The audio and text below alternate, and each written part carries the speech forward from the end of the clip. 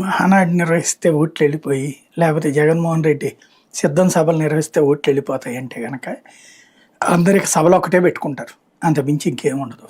అంటే 10కి 10 కొట్టేస్తాం ఈసారి అన్నారు కదా. ఇప్పుడు ఇంతకుముందు కూడా 175 అని అనలేదా?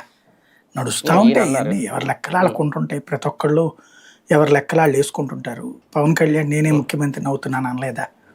అవన్నీ నడుస్తుంటాయి. అవన్నీ వాటిని మనం క్యాలిక్యులేట్ చేసుకుంటే జోకులుగా ఉంటాయి అన్నమాట.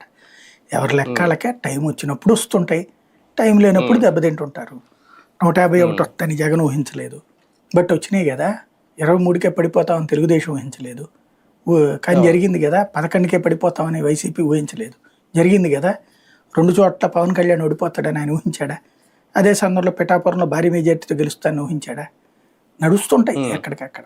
బేసిక్గా ఒకటేంటంటే ఇక్కడ జగన్ చెప్పాలనుకుంటున్నది, ఈవెన్ జనంలో చర్చ జరగాల్సిన అంశం కూడా ఒకటి, ఈ సభలు పెట్టడం అనేటటువంటిది దమ్ము కాదు, సంక్షేమ పథకాల మీద మాట నిలబెట్టుకోవడం దమ్ము అంటున్నాడు. అది చర్చ జరగాల్సిన అంశం. ఇక్కడ ఈ నిజం, నవరత్నాలు మొదటి ఏడాది అమలు చేసేసాడు, అన్నీ అమలు చేసేసాడు. వాస్తవంగా 2వ ఏడాది అమలు చేస్తానన్నటువంటి రైతు భరోసా కూడా మొదటి ఏడాది చేసేసాడు. రైతు భరోసాకి ఏమన్నాడు అప్పుడు? ఫస్ట్ 2వ ఏడాది నుంచి బిగిన్ చేస్తాను, 4 ఏళ్లలో 50,000 ఇస్తాను. చంద్రబాబు నాయుడు మోసం చేశాడు మిమ్మల్ని, ఆయన రుణమాఫీ అని చెప్పి చేయకుండా పోయింది, చివరికి వదిలేశాడు. నేను అట్లాగ మాట తప్పే రకం కాదు, ఏడాదికి 12,500 చొప్పున 4 సంవత్సరాలు